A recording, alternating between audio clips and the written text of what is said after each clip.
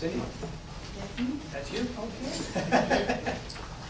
Well, welcome. We're so happy to host the Board of Education this evening at Miles Elementary School. It's been such a busy, fast-paced school year so far. I can't believe we're already in the middle of parent-teacher conferences and getting ready to send out our first report card as we close down the first 10 weeks of school. At this time, I'd like to recognize and introduce our PTA president here at Miles. This is her second year serving in a leadership role at the PTA. Last year she was a co-president, and this year she's taking it alone, and she's doing a remarkable job, doing wonderful things for students and for teachers here at Miles. So I'd like to introduce Mrs. Michelle Horace. Thank you. Recognize some of the faces here from our newer faces. Just talk about a couple of things the PTA is doing for Miles this year. We just had our book fair actually in this library a few weeks ago, and what we did for the teachers was we gave $25 in books to each teacher as a gift from the PTA budget. It was nice because it's a good fundraiser for Miles, but it's one thing we like to give back to the teachers and give them that gift so we can have in their libraries and their classrooms. Also, we have Spirit Wear coming up this month, so we'll be sending some flyers with our students. We have a new design, and we're working with a new vendor this year, so I'm hoping everyone will be excited about that because it won't be a fundraiser actually for Miles, so it'll be something, because it's going to be in December that they'll be coming in, so it's around Christmas, so there's one coming out for the PTA sponsor will be around Christmas, so we won't be using that as a fundraiser, but it'll be something that parents can buy for themselves or their children.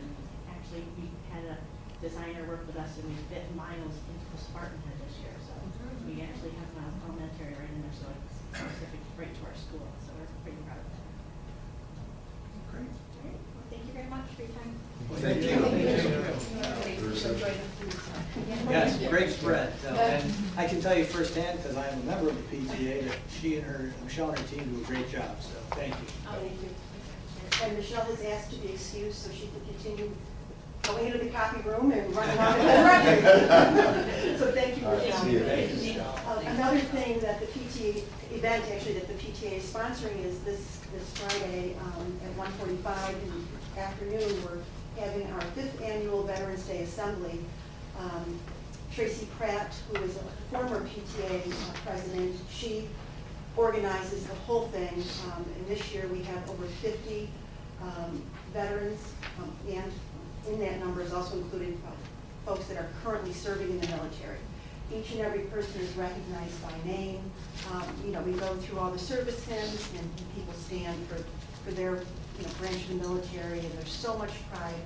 And something that's unique this year, you can come right through here, is we have 3 World War II veterans joining us this year. So that's really amazing. So we're very proud about that. As you know, in New Hartford, we have guaranteed aligned curriculum, and it doesn't matter what school your child goes to or who the teacher is. Every child at every grade level has the exact same curriculum, and the pacing is right on par. Having said that, each of the elementary schools is unique. It has its own little personality. And I'd like to highlight this evening one program that is unique to Miles, and that is our 12-on-1 program. It's 12 students, 1 teacher, 1 teacher assistant. We have 2 classrooms that are 12-on-1 classrooms here at Miles. One serves primary children in grades kindergarten through 3, and the other one is in the intermediate wing, and that serves children in grades 4 through 6. So I'd like to introduce one of our 12-on-1 teachers, Melissa Curtis. And if you would like to go on a little field trip with me into the media center in the lab, she has a little presentation just to give a little highlight of her program for you this evening. Great. So move on in.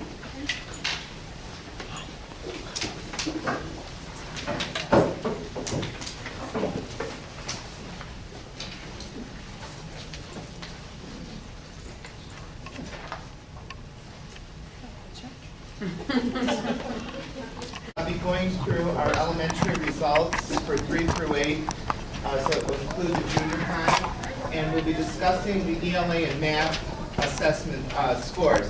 But before we start, I just want to introduce a few people I hope that all of you have had the opportunity to meet Mrs. Carney. She is the new principal at Hughes. Welcome, Mrs. Carney. We also have the other elementary principals here, Mrs. Langone and Dr. Futcher, and Perry principal, Dr. Levatino.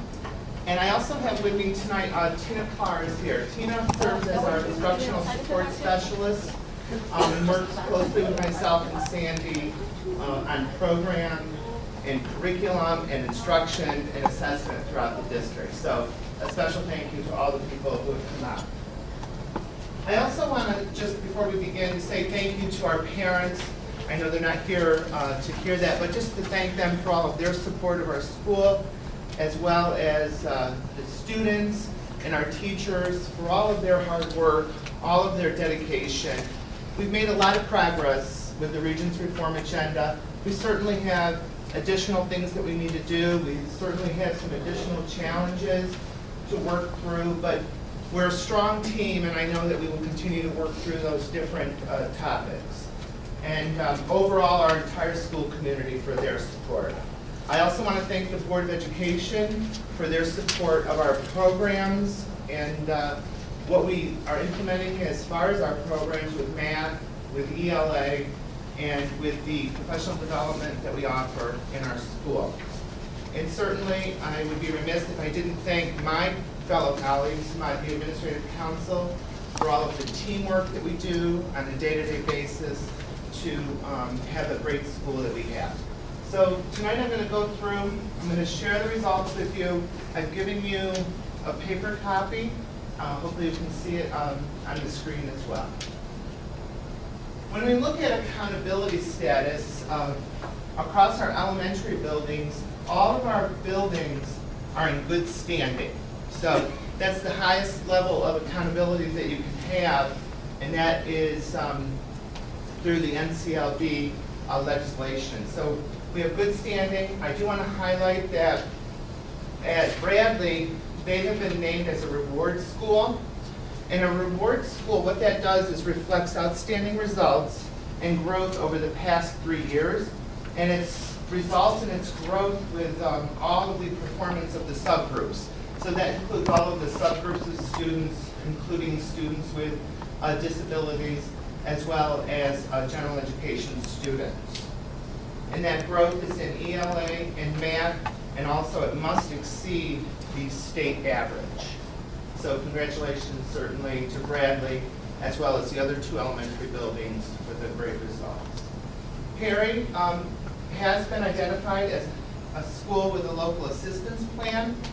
And basically what that means is that there's a gap between students with disabilities subgroup and students not in this subgroup with their performance. So really what it boils down to is an achievement gap. And we will certainly focus on this area. We have completed our self-review that's required by the State Education Department. And we've also completed the actual plan, which will be presented to staffing and curriculum on November 10th.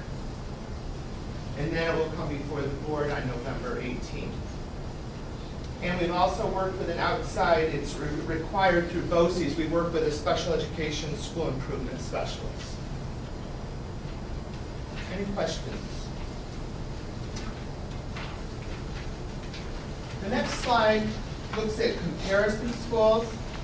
Now what we've done, you'll see throughout the presentation this evening, we are comparing, looking at ourselves, New Hartford Central School District, and looking at performance to comparable schools. How did we come up with this list?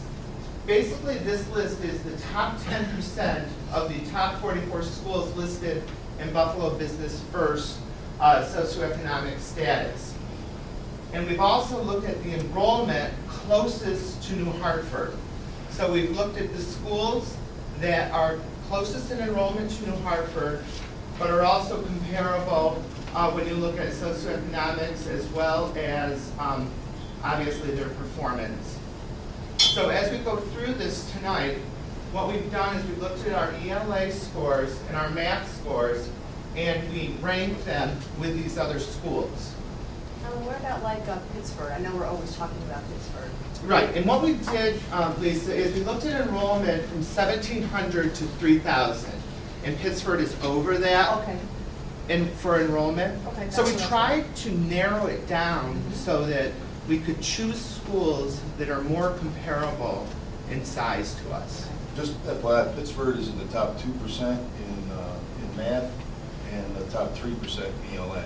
And did you, Alan, I'm sorry, did you take into account any kind of like, when you said socioeconomic, like, you know, economic, affluence, stuff like that? I mean, did you take that into account at all, or that's sort of taken, I mean, does that enter into? Well, like- they are ranked here according to socioeconomic climate. Gotcha. Okay, and the socioeconomic looks at your poverty rates, it looks at your income levels, and it looks at the percentage of students who are eligible for free and reduced lunch. Okay. What, just question, why do we look at Buffalo business first and not our scorecards, which give us the same kind of data from the state level? And it seems like we're meshing our scorecard and what the state data is with some private entities. This presentation will include that state data. You'll notice when I get to the next slide, I've broken it out so that I compare us to all the schools in New York State with our percentile rank, and then I also compare us to schools within Oneida County as well as throughout the state with performance. Okay. This is just one of the ways I did it of the 3 different ways. What is, do you know what our economically disadvantaged student population is by percentage from grades 3 through 8? I think as a school, I believe as a school as a whole, we're at 9%. I don't have it broken down by building. From the scorecard, we're at 14% grades 3 through 8. In miles, is over 20%. Right, and I'm sure I could get the information for you for each individual. I think the overall is around 9%. And that's Yeah, what, 3 through 8 is 14. Okay. That's right off the scorecard. right. It's gone up 2% from 2015. And these students are scoring significantly lower. And a good part of this data, though, as you'll see throughout the presentation tonight, the data that, even the data that Buffalo Business First has gathered is all from the New York State Education Department. So all of that information is what we report with scores, it's what's reported on our BEDS form. So it's right, their information is right from the State Education Department. So what we're gonna do here, I'm gonna spend a little bit of time on this slide to kind of go through and show you how the slides are laid out. All the slides that are laid out the same way. And we'll go right from 3rd grade math to 3rd grade ELA, to 3rd grade math, and all the way up through 8th grade. So feel free to stop me along the way if you have any questions. So if you look at this data here in the upper corner here, the upper left-hand corner, this is 2014 data. So if you look district-wide, New Hartford scored at 38% of students proficient, meaning that they scored a 3 or 4 on the ELA assessment. Countywide, if you look throughout the county, 24% of those students scored 3 or 4. And if you look at the entire state as a whole, 32% of those students performed 3 or 4. I guess we're comparing ourselves to average schools in this slide. I mean, do you feel good about this, that we're at 38%? I think when we look at our growth, because the next year, that ad right there in the upper right-hand corner is 2013 data. That's what I had available to me, so I was able to compare us to all schools throughout the state of New York. And we're at a 75 percentile ranking there, meaning that we rate at or above 75% of all schools at 3rd grade ELA. Okay, but again, that's to all schools, and of course, obviously, we're looking at being in the top 10%. So, I mean, it's a good number, but we're not, where some of these private entities rank us. Number 6 in the state, or whatever the case may be. At these lower levels, it looks like we're in maybe the top 20 or 30%.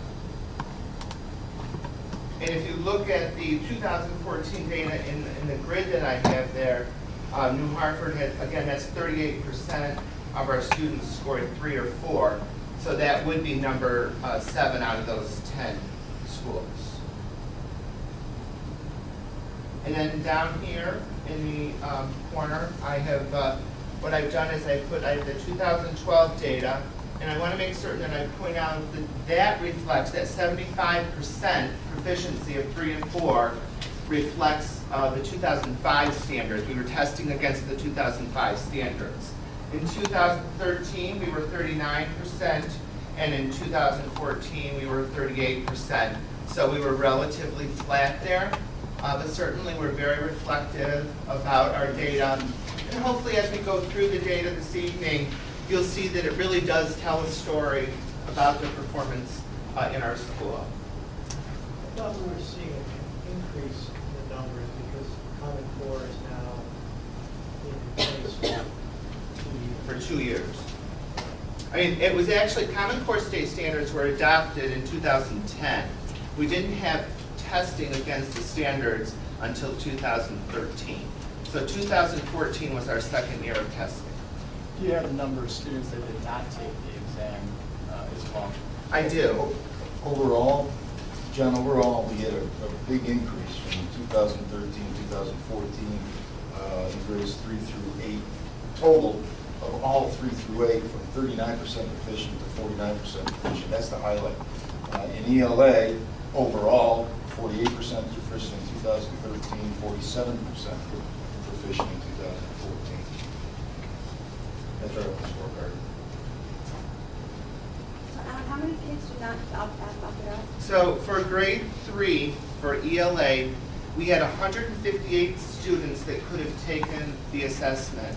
And we actually had 158 that took it, but we had 56 that opted out. So we don't know what their scores would have been, but they could conceivably hit.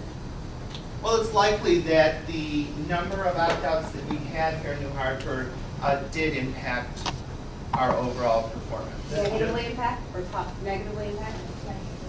Well, I would think that we could look at it across the board because I think you have a variety of students who didn't take the assessment, and I do think that it really could have been both ways. Yeah, that's all supposition. Is that 56 just third grade or less? That's just third grade that opted out. And as I go through this, I'll give you Okay. the numbers.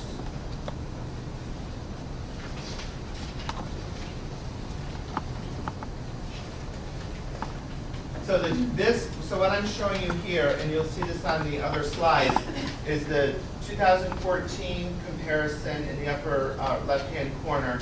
The 2013, that again compares you to all schools throughout the state of New York. And that data for 2014 is not yet available. So as soon as I have that available, I can certainly give you a presentation on that data. What's not available?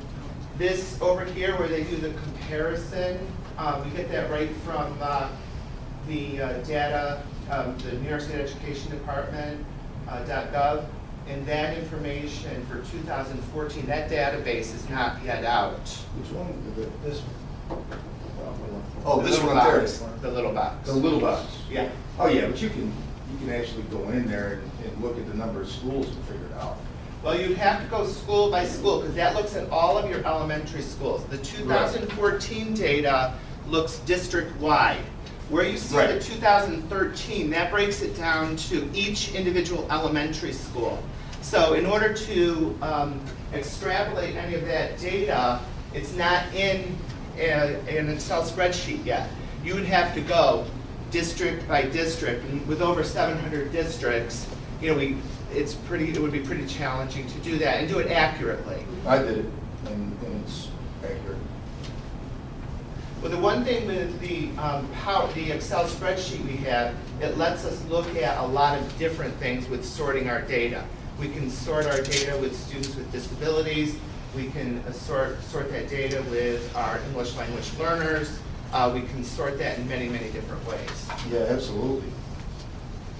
Because there's a huge difference in the scores between limited English and, you know, and economically challenged and special education. Wow. Okay, so grade 3 math, as we move along to grade 3 math,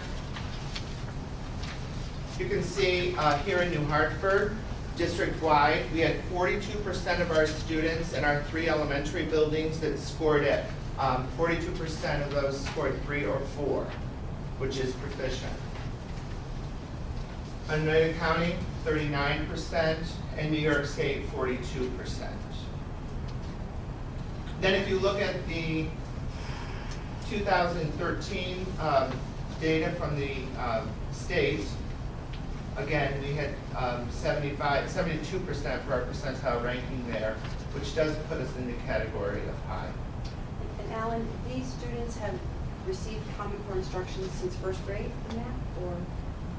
These students have, well, we've had our Envision math program. Tina, how long have we had? Yeah, since first grade. Since first grade, so Okay. first, second, and then in third grade. And then Okay. they would have taken the assessment at the end of third grade. Okay. And those are the results that you're seeing. And I was really cognizant to try to give you as much up-to-date data that I had available.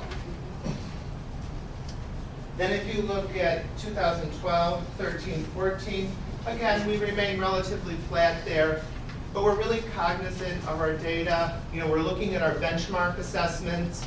It's also important to point out, when you're looking at this data, this is one point in time. There are many other ways that we gather data throughout the school year to inform instruction. Our teachers look at the data, they come together for the professional learning teams, they do looking forward, they look at upcoming assessments that are going to be giving, they look at upcoming curriculum that will be taught in the classroom. Then we have an opportunity, which we will be doing in early December or even late November, where we will look back. We'll look back at the results. We'll look back at assessments that were given, and what did we do, and what can we change in order to increase and drive instruction in the classroom.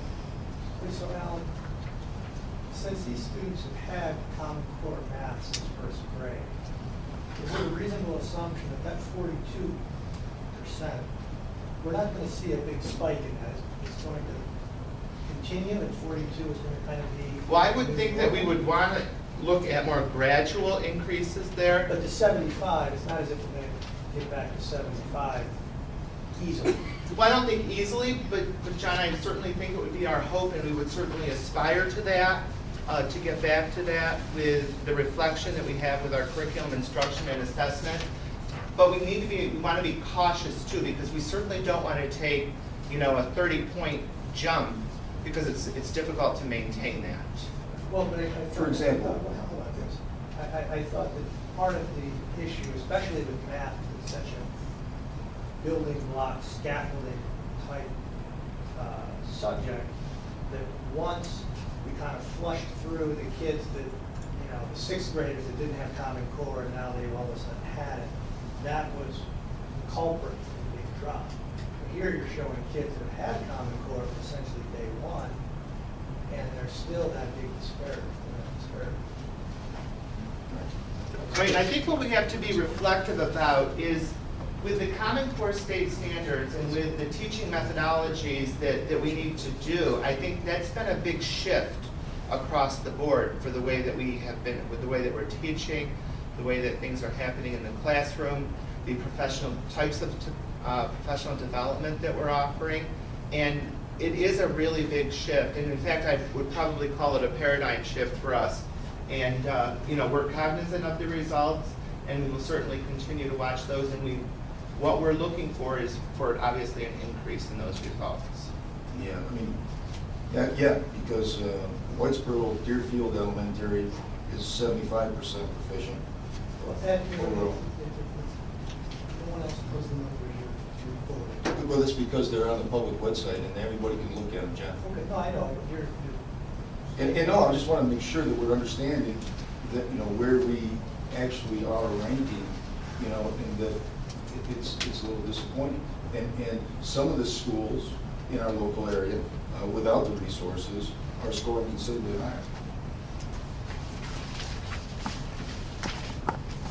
Any additional questions on grade 3 math?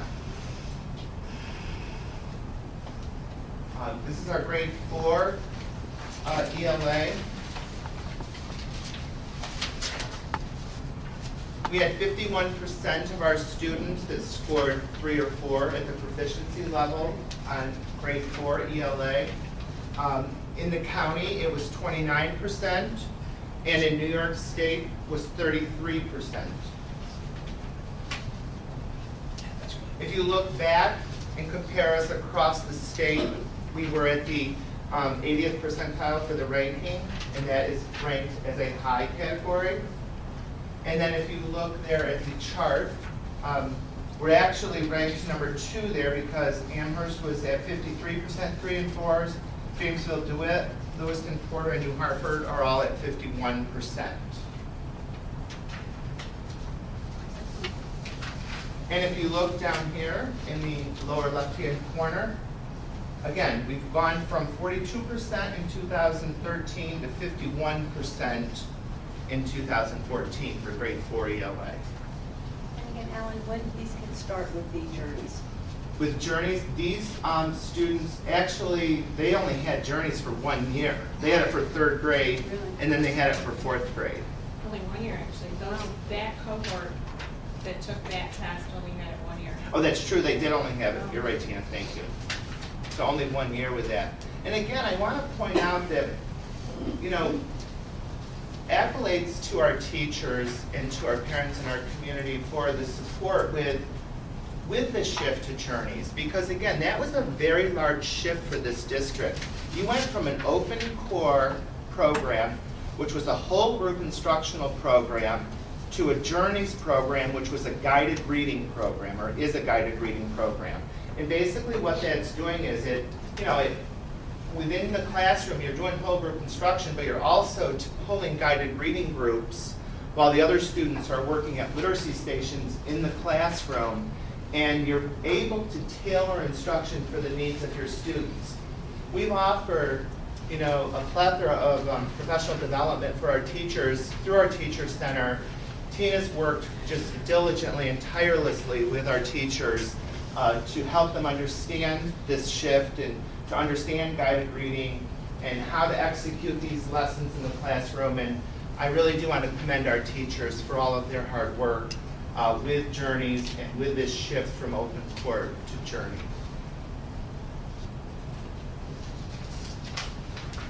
This is our grade 4 math results here. Again, you'll see that we're at 61% of our students achieving a 3 or 4, which is considered proficient. And if you look at our 2013, where we're compared to schools throughout the state, we were at 68, our percentile ranking, which is in the mid-range. Then if you look at our results from 2013 to 2014, again, we've gone from 42% of our students being proficient to 61% of our students receiving a 3 or a 4. I think these results are certainly commendable, and we will work diligently to be reflective about our growth and chart our course as to where we need to go to continue this overall growth of performance with students achieving a level 3 or a level 4. So do you think in 2014, those numbers will be enough to make us in the high range instead of mid-range? Yes. Yes. And I also then, if you look at the chart for the 2014 data, again, we have Jamesville DeWitt at 69%, Lewiston, Porter, and New Hartford together at 61%. And again, I want to point out that, you know, comparing to schools here, we have some high-performing schools here, and that's why we looked at enrollment and we looked at performance in constructing that list of schools to compare ourselves to.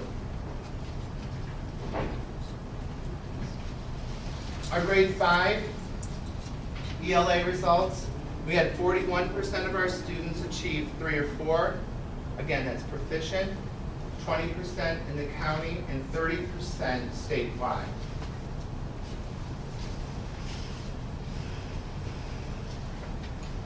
If you look at the chart, New Hartford falls 3 there out of those 10 schools at 41%. If you look at our 2013 to 2014, we did have a bit of a dip there from 45% proficient to 41% proficient. And we know from year to year, you can have some dips with your data. Things can go down, things can go up. But again, we're very reflective about that. Teachers and principals, myself, Tina, Sandy, we all take time to go through the data to make decisions using our data to drive instruction in the classroom, and also to look at our alignment process with our curriculum, what teachers are teaching, the instruction, and then the assessment, so that we can increase our overall student achievement with the alignment of those 3 items. Alan, how many students would that reflect? So from 45 to 41, is that a swing of 10? So grade 5, and excuse me, I said I would give you the opt-out numbers as we went through here, so I'll go back to grade 4 and do that for ELA. For grade 4 ELA, we had 29 students who opted out. For grade 5 ELA, we had 50 students who opted out. For grade 6 ELA, we had 31 students. And then if we switch over to math, grade 3, we had 56 students opt out. Grade 4, we had 31 students opt out. Grade 5, we had 53. And grade 6, 37.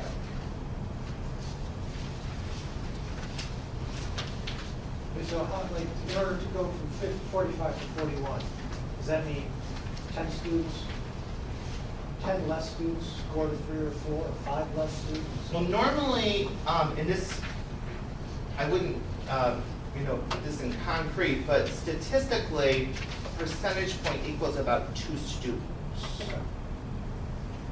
It's kind of a rule of thumb. Thank you. Our grade 5 math, we had 51% of our students achieve a level 3 or a level 4, 29% in the county, and 40% is the New York State average of 40% of those students throughout the state receiving 3 or 4. When you look at our 2013, when we compare ourselves to all schools throughout New York, we're at the 71st percentile ranking for that. And if you look at from 2013 to 2014, we went from 38% level 3 and 4 to 51% level 3 and 4. And then if you look at our ranking, we're right in the middle, number 5 out of those 10 schools, those 10 comparable schools.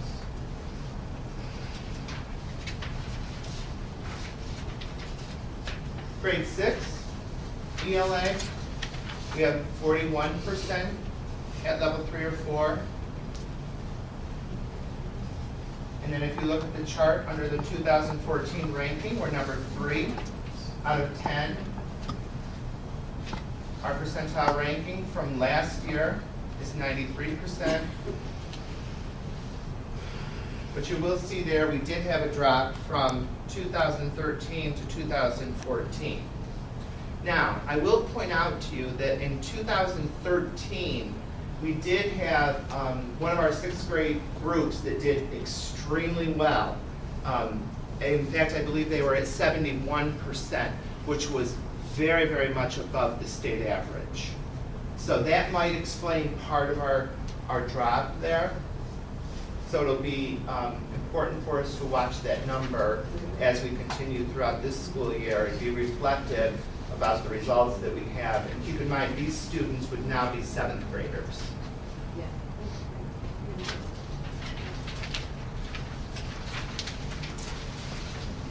Our grade 6 math, Yeah.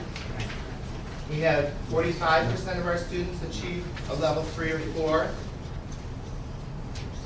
And again, if you look at the chart under the 2014 there, we were comparing ourselves to schools that are comparable. We're at number 5. Last year, we were at the 67th percentile ranking, which is a mid-range. And our results from 2013 to 2014 went up 10 percentage points. So it was 35%. We went up to 45% in 2014.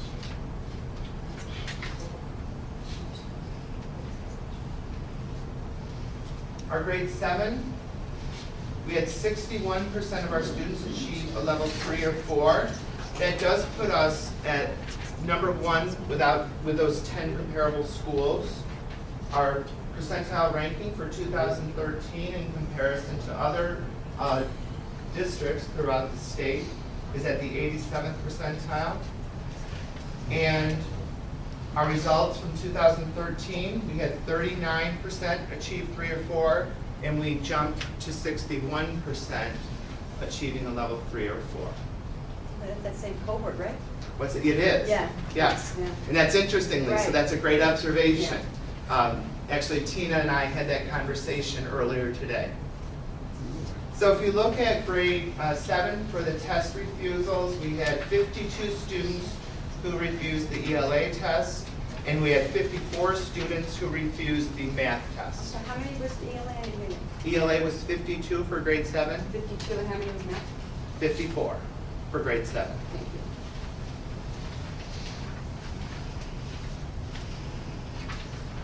And then if you look at our grade 7 math, we had 54% of our students achieve a level 3 or 4. And in the county, it was 35%, and in the state, 38%. If you look at the chart again under 2014, out of the 10 schools, it does put us at, because the first 2 schools were 56, New Hartford following with 54% proficient at level 3 and 4. And if you look at our results, 2013, we had 35%. And then 2014, we jumped to 54% level 3 and level 4.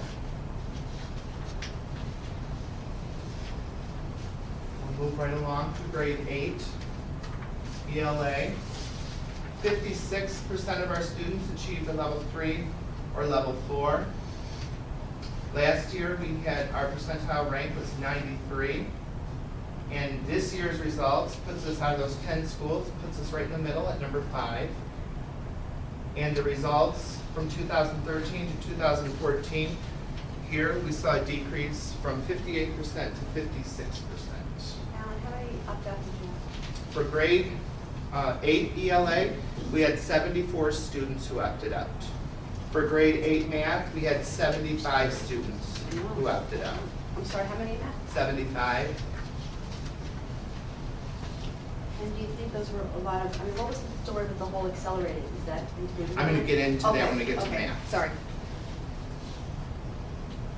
Okay, our math results.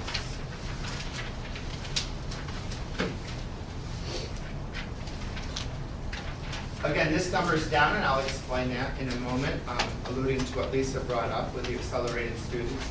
We had 30% of our students achieve a level 3 or a level 4. And if you look at the ranking, it puts us at about a number 6 there, because we have 2 schools, Honeyway Falls and Amherst, which are at 40%. We did see a 6 percentage point drop there from a 36 to a 30.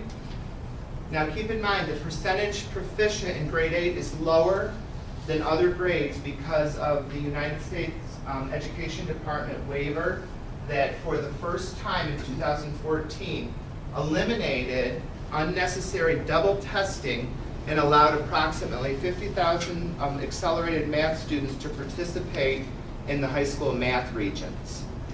And here in New Hartford, that equates to about 50 students who took their accelerated, so they took the math regions.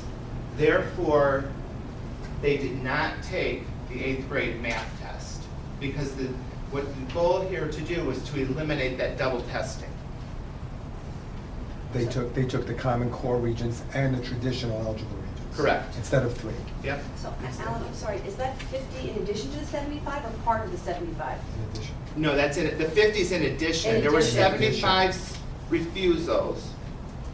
There were 75 refusals. There were 78 students who took the math assessment grade 8. There were 50 students, because we had the waiver and we were trying to eliminated the double testing, 50 of those students took the region. So again, of a class of approximately 200 students, 50 of them didn't take it, all the accelerated kids didn't take it, and then of what was left, half opted out and half took it. Exactly. So it's not a really good snapshot of the class at all. This really probably is not. It's probably correct. This is based on, the data that you have in front of you is based on the students who participated in the New York State testing program.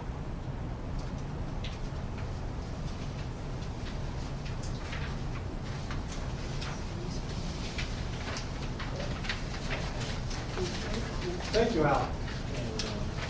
Thank you. Just in a closing thought there, our results really do show, we offer an excellent education to our students. We remain very reflective about our results. We offer a great deal of professional development through our Teacher Center.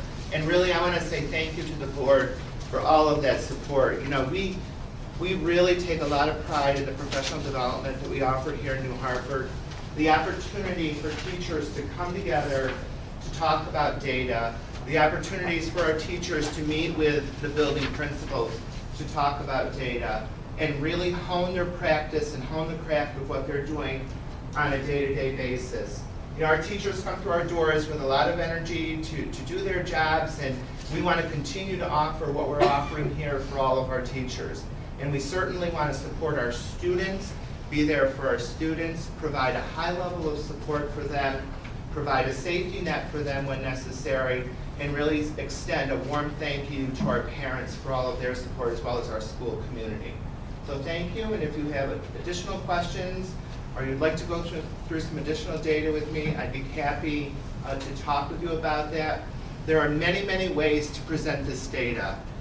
What we've presented to you this evening is data that we feel we can use on a day-to-day basis with teachers, with reporting out to parents, talking about data. So we really have worked hard to put this together for you. We thank you for your support, and we look forward to our continued efforts to educate all of our children. Thank you. I got a couple of comments I have to make. Sure. I'm sorry, I just don't see, we're talking about kids who don't take tests. We're talking about, opting out, when in fact, the demographics of our town and school are changing. 14% of those kids tested in math are economically disadvantaged, and they're scoring 19% lower than an economically unchallenged kid. The English proficiency students are scoring 18% lower, and that is increasing to 2% in 2014. Students with disabilities are scoring 46% less. In ELA, they're scoring, economically challenged students are scoring 26% lower than an uneconomically challenged student. And the list goes on. And these subcategories of our demographics are growing. They're growing. And so to say, why did ELA go down a percentage point in 2013 to 2014? Well, overall, 3 through 8, well, the teachers could essentially be beating themselves up with, and they're fantastic, but the strategy to get ahead of these demographics in order to maintain, our status as far as ranked schools in New York State goes, I think we're missing something if we don't do that. And it's just something for your consideration when you're looking at the data. That's important data. It's not just, okay, we need to look at, grade 4. No, we're chasing our tails. We need to look at why it's happening. And one of the reasons that I see it's happening anyway is because of the differences in our demographics that's continuing to change year over year. That's just me. But don't they, when you do look at the different cohorts, so. for We do look at our instance, subgroups. free We have, reduced lunch and then all the different cohorts. and we have, and I'm sure Melissa could speak to this, we offer a lot of specialized professional development for our special education providers. And I think that we need to be cautious about saying just because a child's economically disadvantaged that they're not performing at a higher level. I think what we have to look at is what can we do to support that child? And the commissioner has come out with Exactly what you said. Exactly, and I concur with you. And I think, the commissioner has come out with some data about that, about schools that are lower socioeconomic, but they're higher performing. And I think that we really do need to be cognizant of that, and I think we are cognizant of that, and we will continue to be, and we'll put that in as a variable in an equation to help our students meet with success. What I've shown you tonight, again, these are a few data points. There are many, many other data points that we do look at and that we do consider as far as students who are economically challenged. What do we do for those students to help them perform? We don't want to say just because a child's economically disadvantaged that they can't perform, but we need to be cognizant. Are there other safeguards that need to be put in place to help us with those children? And I think that, we're very reflective of that on a day-to-day basis. And, all of your points this evening are well taken, and certainly there are conversations that the professional learning teams will follow up with and continue to work towards our goal of higher student achievement for all students, no matter what subgroup they're from. Well, that's great, and that's exactly what I was saying, and just to leave you with this, my expectation, and I don't speak for the board, but my expectation is, because I've been inundated with number 6 in the state, with ranked 150 in the country, and all these things, our guiding organization, the state of New York, is giving us data. And my expectation is that we maintain that status, whether it's in Common Core or whether it's in the Daily Beast, that 30% in the top 30% of New York State is not good enough in New York. And that's, my expectation is that we're better than that. Any additional questions or comments regarding the data that you've been presented with this evening? I don't. Well, again, we thank you for your support, and thank you Thank for you. your time. Are we sitting in here, we're going? No, we'll go back. Okay.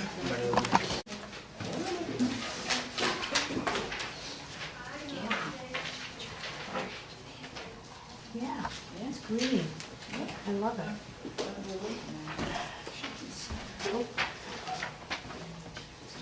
Orange.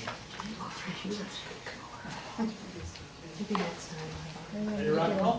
All set? All right. One housekeeping item, forgot to mention, Beth Sox is excused for tonight, she had a family emergency. Okay. 4, approval of minutes. Oh, John, Oh, yep. before you continue, I'd like to mention something. Last week, I was at the high school gym for the ladies department's dessert night. It's the first time it's been held in 5 years.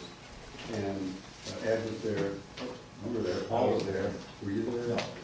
No. The gym was packed with students and parents. Good eats. And it was great. But what I wanted to say is, that's the first time in 5 years, and I was really surprised at the number of parents that were there. That's great. Well, while we're on it, Horizons Day, Keith and we went, but it was fantastic, man. Again, it was great. I didn't know that you could use acrylic and gel to paint fingernails, but. I thought you were going to go to how to be a spy. Just that. Oh, is that gel? Oh, there you go. I wanted to go to that one, learn how to be a spy. All right, thank you for that, Jim. Approval of minutes, regular meeting October 21, 2014. Move. Second. Discussion. Betty, can you just add, I just noticed on the staff and curriculum report, you didn't mention that I gave a report, you didn't on the other committee, so. Oh, okay. That's okay. Any other discussion? All in favor? Opposed, abstaining, passes 6-0. Correspondence and communications. Yes, you should all have an addendum in front of you for a girls 7th grade basketball coach. Also, I received a letter from the president of the Friends of the Hartford Public Library that on Saturday, October 18th, there was a miniature golf tournament. She wanted to send thanks for volunteers. She has 7 individuals from the elementary school, 15 from Perry Junior High, and 6 students from the high school helped out with this event. And she also issued a special thanks to one of our students and one of our teachers on the street that night. And lastly, your School Boards Institute is having a membership meeting on the Regent's perspective on educational reform and future direction. And I'll pass that around. If anybody's interested, please sign up and we'll get you registered for that. And that concludes correspondence and communications unless anybody else from the board has an item. I do. As I reported last meeting, there was a meeting at the fire department through the town, and as the town liaison, we got an invitation. The fire department and the police department were looking at a system to collect data, planning data, all the stuff that we do and they do for emergency preparedness. And U.S. Life Safety came in and they're pitching their software program. We sat through it. Rachel Smith was there, president of the PTA Council, along with Chief and Sarah, the fire chief, Tom, and a couple other folks. The guy's from New Hartford, and evidently he's offering us this system for 2.5 years for nothing. With no. Anyway, making a long story short, all those folks are looking at it. We all got invitations. I put down the BJ&T committee's names so they get an invitation. I got hopefully Bob and John. Hopefully you got yours. I talked to John Bannock. He wanted to know more about it, so I talked to him, got him an invitation, and CJ an invitation. So anyway, whatever they're doing, if it's at the school, CJ and John and everybody, if this is something they can use, great. If it's redundant, no. So right now it's just to see if it's something that we want to bring to the BG&T committee for more. It's been referred to the staff internally, but the ground transportation will review the item, and there are other programs in the region as well. It may be aligned with something that Amanda Bolsey's is looking at, and may generate Bolsey's aid as well. So we're looking at all aspects of this, and I've referred to building grounds and transportation. Right. Thank you. Old business. First reading of policies, regulations.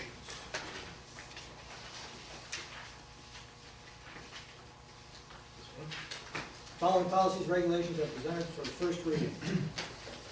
Fiscal responsibilities, reports of possible violations of policy or law, bonding of school district employees and officers, periodic financial report, tax surcharge receipts, school tax exemptions. Right. Authorized signatures, budget policy, budget publications and hearing, contingency budget, investments, cash management, expense reimbursement, employees, claim form, mileage claims, meals and refreshments, use of phones, use of district vehicles, use of district vehicle request form, use of district credit card, audit committee, annual audit, internal audit function, audit claims for payment, Medicaid, billing compliance government, general procurement standards, competitive bidding, non-bidding purchases, procurement of goods and services, quote form, inventory, construction contracts and change orders signed by the board president, fundraising in the Hartford Central School District, fundraising guidelines for school-related organizations, raffle request forms, fundraising request form, public gifts, grants, and bequests to the schools, gold card passes, petty cash accounts. And again, the policy committee reviewed all of these policies for the first reading this evening. If there are any inquiries, we can follow up with those. They'll be presented again for a second reading, and then subsequently a third and final reading with adoption by the Board of Education. Yeah, I don't have any, are we in discussion, please? I haven't had a motion. Okay. Move. Second. There's no motion, it's just the first reading. Oh, so there's no motion. I apologize. I see that there's a lot of changes, significant. Now, does this all come through BOCES? It comes through the Policy Development Service out of the Madison Rec Policy Okay, so they've had obviously a huge change. Sure, So- it's reflective of laws, regulations, or best practices. Great. What you'll see is anything underlined is an addition, anything struck is being asked to be taken out. Yep. These changes were made, I think, Mary, you mentioned to come in line with all the districts to come in line on the policies. Right. Right, there, with the uniform system of Right. numbering, that's part of the reason why there's multiple changes as well. Is there any changes in your, that the district has made specifically, or that did not come from the schools?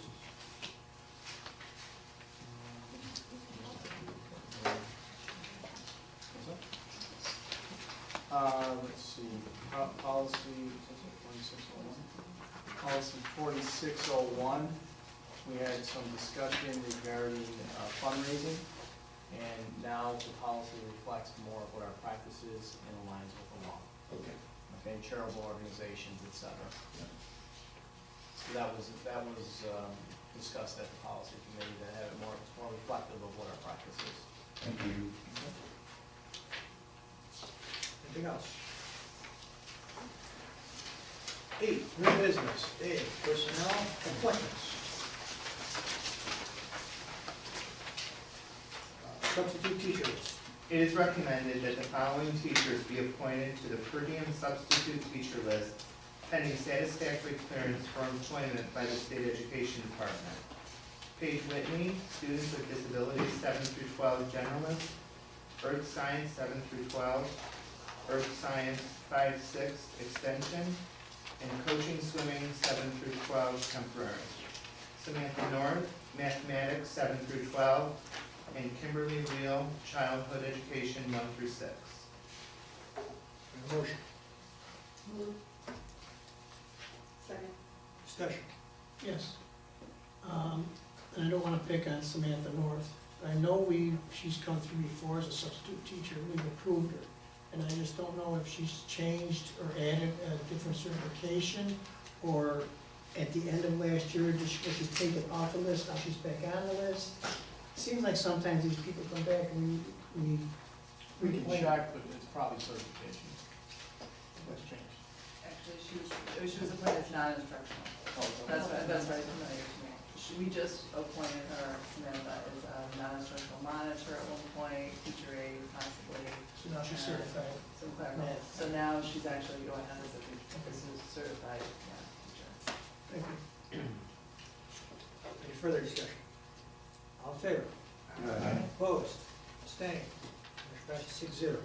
B, coaches.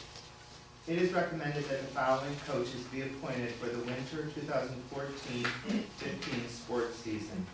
Paige Whitney, assistant boys varsity swimming, Holly Connors, boys varsity diving, Sean Dwyer, assistant boys modified swimming, and Ryan McNerney, JV wrestling. Do you want to include? Okay.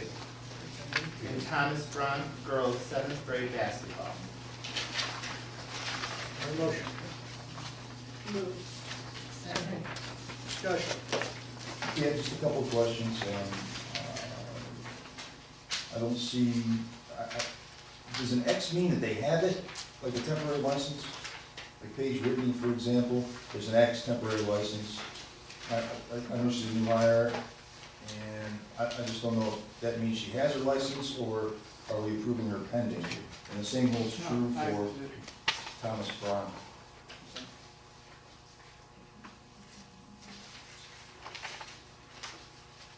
She's a certified teacher. Okay, she is. Yes. Okay, great. And Thomas Braun is not, does he have his temporary license? Yes. Okay. See the addendum? Yeah, And it just came in, yeah. okay, Yeah, that's why we walked in, it just okay, came in. good. Any further discussion? All in favor? Right. Opposed? Abstained? Passes 6-0. C, advisors. It is recommended that the following advisors be appointed for the 2014-15 school year. Matt Romanow, mask advisor, fall and spring, fall musical co-producer and assistant stage director.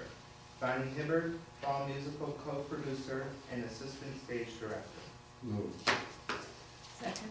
Discussion. Does co-producer mean that they fund it? All in favor? Aye. Opposed? Abstained? Passes 6-0. D, school monitor. It is recommended that Tammy Mattis be appointed to the position of school monitor effective November 5th, 2014. Second. Discussion. All in favor? Aye. Opposed? Abstained? Passes 6-0. E, bus driver. School monitor. Welcome to school monitor. It is recommended that Amy Steppenbach be appointed to the position of school monitor effective November 5th, 2014. Move. Second. Discussion. All in favor? Aye. Opposed? Abstained? Passes 6-0. E, bus driver. It is recommended that John Winter be appointed to the position of bus driver effective November 5th, 2014. Second. Discussion. All in favor? Aye. Opposed? Abstained? Passes 6-0. F, substitute school monitor. It is recommended that Mary Beth Zaluski be appointed to the position of substitute school monitor effective November 5th, 2014. Move. Second. Discussion. All in favor? Opposed? Abstained? Passes 6-0. It is recommended that Sharon Merkel be appointed to the position of substitute school monitor effective November 5th, 2014. Move. Second. Discussion. All in favor? Aye. Opposed? Abstained? Passes 6-0.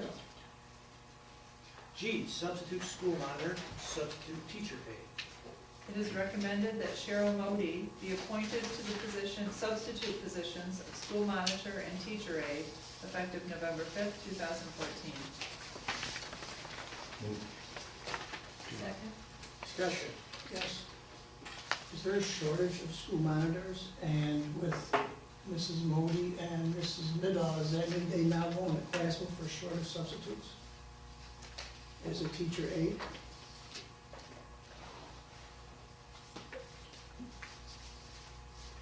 I'm And sorry, nowadays, I don't think and they there's a need shortage. certification to be a teacher aide. No, to be a teacher assistant. Assistant. Teacher. Right, teacher aides are for the assistance of the teachers in the classroom, but not certified teachers. They're non-instructional staff, only they don't require Okay, certification. so let's go back to my first part of the So that's question. the, right, Are we short on substitute positions for monitors and aides in the district as we are with substitute teachers in the district? we are short with substitute monitors and teacher aides in that with all of the movement, with the retirements of bus drivers, for example, many of those have the dual positions. So they end up getting longer runs maybe and give up a monitor position. So we have that, as you see, we appointed a few people as actual school monitors and they were substitutes before. So now, as people are applying, we're backfilling the substitute positions. So if Mrs. Moody goes to become a monitor, who takes her job? So when she becomes a monitor, Cheryl Modi, Just for example. right, so she's a substitute now, as of tonight. So she's filling in possibly, maybe Amy Steppenbach might have been, she was a substitute monitor, and now she's actually, we just approved her as a regular school monitor because of all of the, shifting of people as we have retirements and people leaving. We have, we do have a shortage for certain monitor positions, for example, the morning monitor positions, the half hour, earlier a few meetings ago, for example. We had one of the building secretaries who took a monitor position and decided that, she didn't want it, so that opens it up again.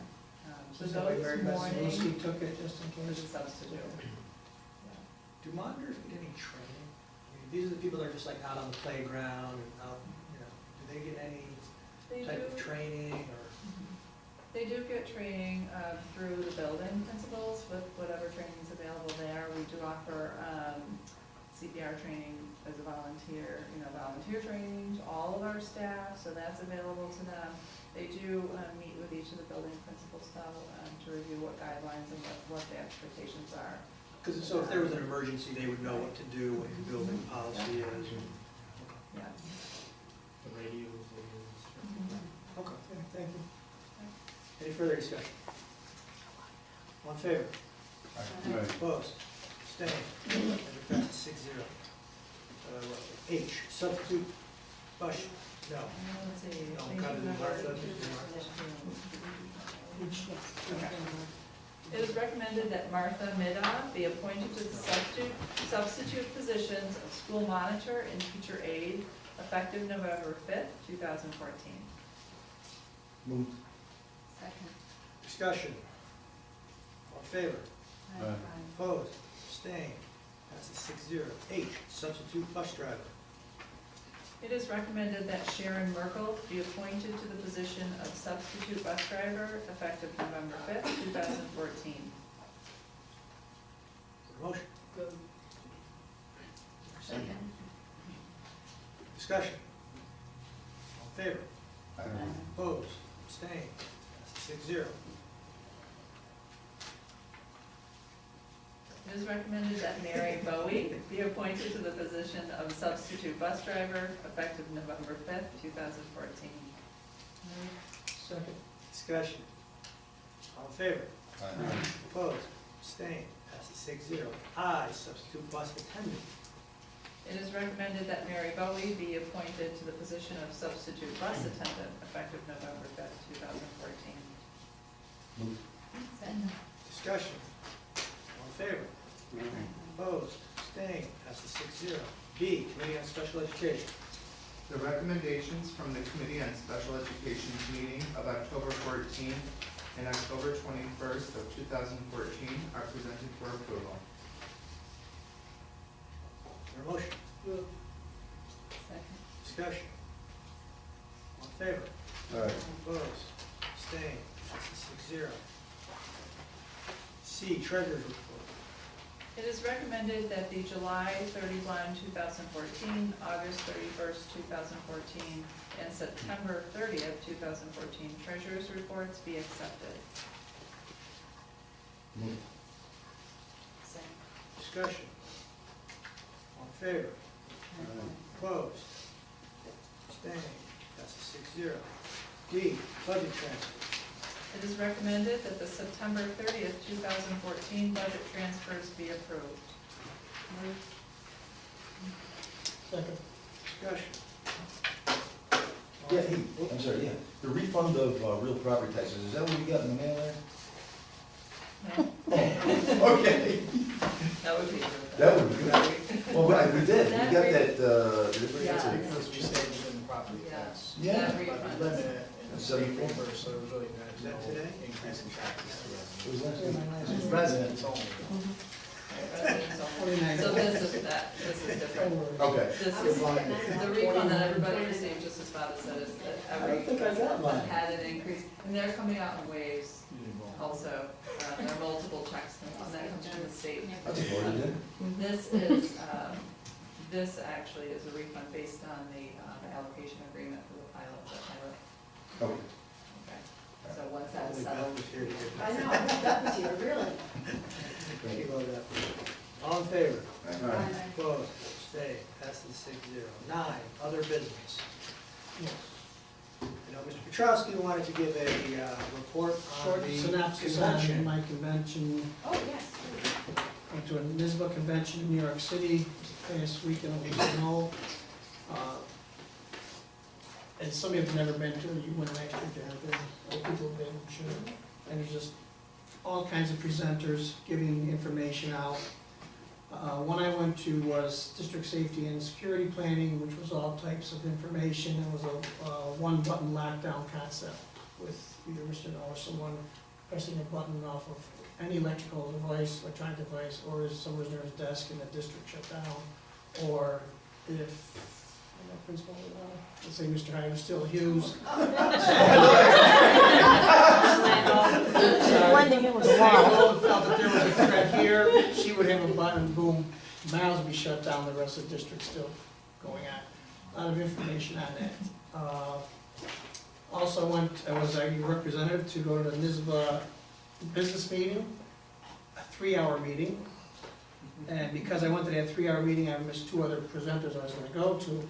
But I spoke to Bob when he was there, I spoke to John. It's something each and every one of us, I think, should do. It's really interesting to see how NISBA works, the resolutions that come up, what parts of the state are for something and not for something. And that was just something, 3 hours sitting there watching, well, we were going to, but it was interesting. I attended one on surveys. I know we're going to be surveying next late winter, early spring on our officer in the district. And this gives different ways of how to set up a survey, who you want to survey, how to run a sample survey. So I got information on that. And then I went to one on open government, what can be foiled and can't be foiled. And it was interesting to me, maybe some of you know what can and cannot be foiled. But it was very interesting as far as if I'm gonna email or text someone from my personal account and it's going and it's on school business, it's foilable.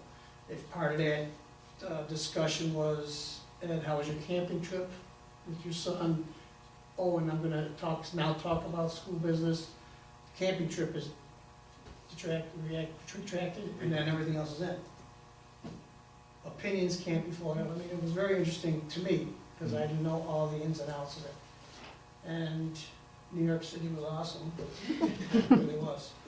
And that's about it. Thanks for going, man. So next year, it's in New York, next year, then Buffalo, then Lake Placid. Oh, it's in New York again next year? Yes. All right. Thanks, man.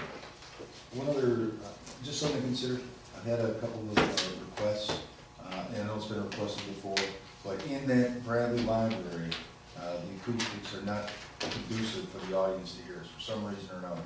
And if there's any way, you know, to get a couple $100 from the school board, part of the budget to put up a microphone so that folks can hear us there, it'd probably be worthwhile.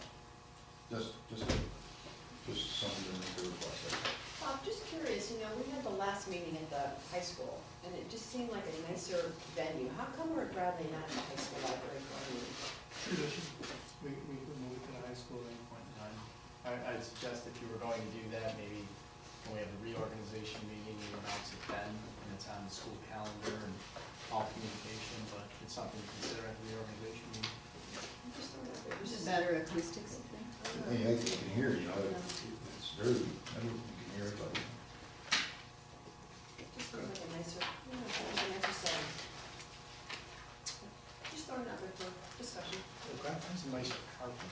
Well, yeah, nicer for. The carpet at Bradley is pretty warm. Maybe that's it. No, it's something to consider, we can certainly switch it.